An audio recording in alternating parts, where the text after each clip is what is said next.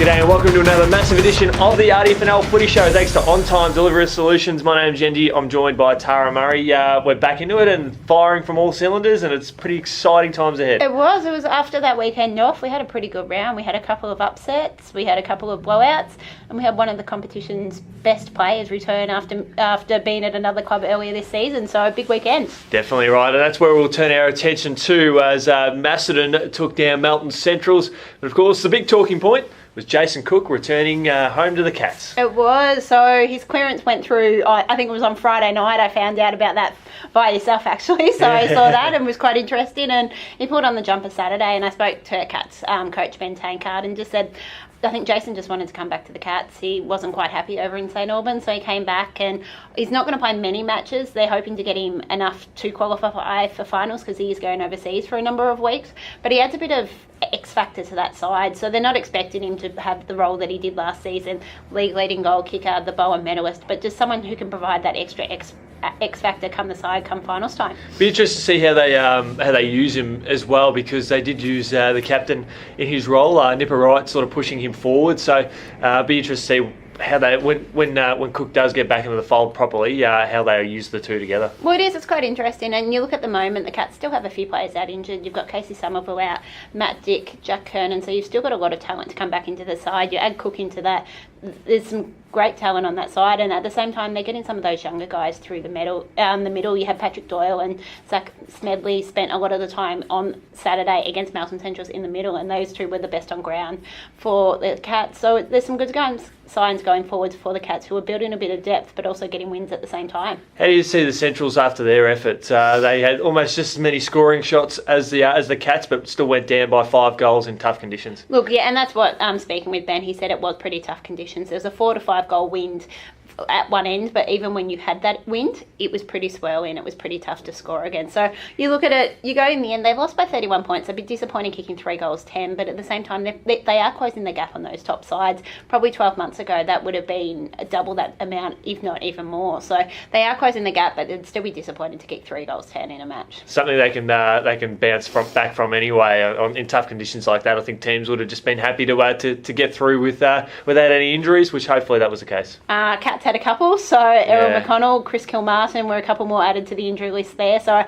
think Chris played out the game with a shoulder injury, but they lost Errol earlier in the match with a calf injury, and they're still to assess how long that will take. So obviously for Centrals, they'll be looking to bounce back, and they've got a very winnable match coming up this weekend. One of the great match of the round on paper, probably didn't really live up to the hype, but Diggers Rest took down Wallen. I know the margin was only 4 goals, but Wallen rallied late in the final term. It is. I think the margin flattered Wallen in the end, so that I think they kicked the last 3-4 goals of the game. So speaking with Diggers Rest coach Jamie Lodd, he said for 3 3.75, they played some really, really good football and probably their best game of the season. So obviously they've had some blowout wins against some of those other sides, but this time they were playing one of the top sides, took them down, and they're starting to get their players back. This was probably this was their strongest lineup they've had for the year. They're still missing another 2 or 3, so I think they did run out of legs a little bit, because I think there was 8 changes from the week before. So the Boroughs are starting to build, and we're starting to see the side we've come to see the last few years, so they're only going to get stronger. You look at Diggers Rest, who fielded arguably their strongest lineup of the season. On the other hand, Wallen were probably fielding their weakest lineup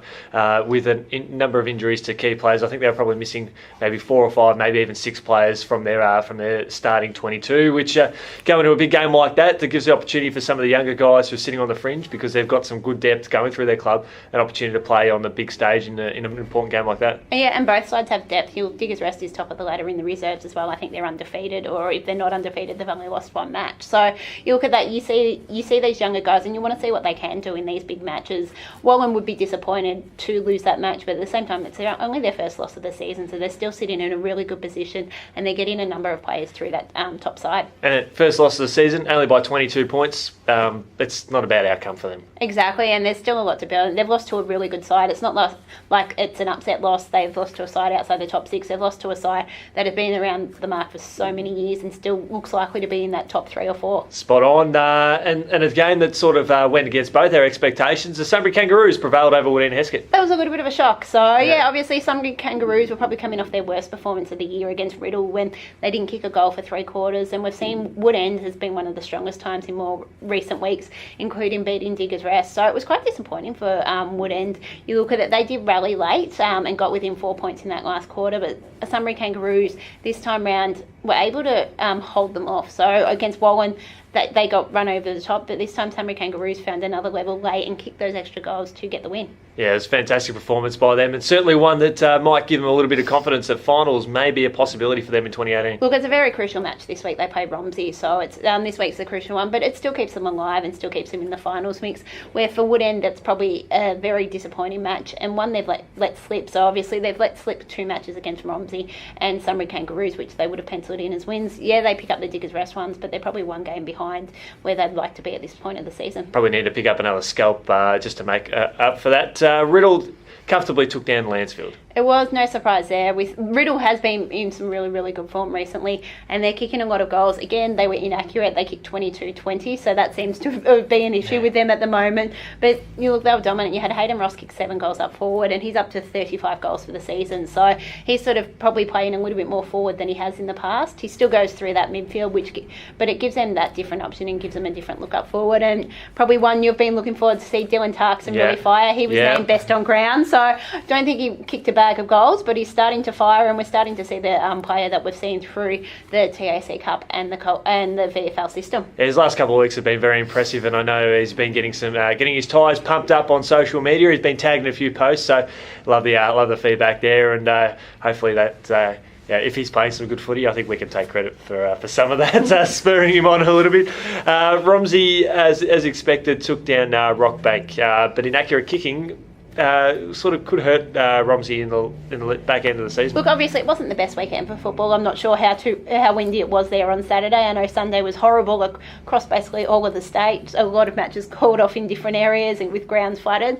But obviously for Romsey, it was about getting back into some good form. They have struggled a little bit in recent weeks. So to see them do that, you had Jack O'Sullivan kicked 5 goals in a best on ground performance. Where for Rockbank, I know I did speak to Lee McInerney a couple weeks ago, and he said for them, they already know this season they're struggling with depth, they're struggling with players in and out, so they're throwing players around, seeing if they can play different positions and seeing what they can do ahead of next year. So they're looking already. They knew this year was going to be tough. They're already looking to next season. And good to see Mitch Baumgartner have an outstanding performance in the ruck. He was named as one of the best for the Rams. I know we pumped him up last week, and it's good to see his efforts show there. Rupert's Wood and Broadford, no surprise with the outcome there. Not at all. This was quite easy to predict. You've got, obviously, with Rupert's Wood now back on top of the ladder, you've got the top side versus the bottom side, and you look at 200-point margin was what you sort of expect. Todd Podolzak was in the goals yet again. Yep. So he kicked, I think, 9 goals, but they across the game, they kicked at least 7 goals in each quarter, so it was a pretty even spread across the board for the Sharks. And they also had Nick Grigg out there for his first game, and he kicked 7 goals, so not a bad way to slot into the side. So adds another depth there for them. Obviously, for Broadford, it was another tough day. Their reserves forfeited again, so they are struggling numbers. So you probably had a few reserves players playing seniors that normally wouldn't as well. So it is tough going out there, but they've just got to keep battling through the season. I do get impressed when I see a name like Matty Koeman sort of slip up. He was a Matthews medalist in the past, still a quality player. You put him into a team that's got a lot more depth, and I think we'll see great things from him, and I no doubt when he's playing some great footy in a great side, like when Broadford were a few years ago, he's good to watch. And it's just a shame for him and the team. There's not enough quality players around him that have had some experience to really gel together. And that's it. And we know that it is a building year and getting through. It's about getting through this year for Broadford, and then hopefully building for the future. That they can, some of these guys get in that senior experience, that it will help them in the years to come. Certainly fantastic there. Well, thanks to our friends at Ontime Delivery Solutions. Thanks to you, Tara, from the Star Weekly, for joining us, and we'll catch you later on in the week. Thanks for having me.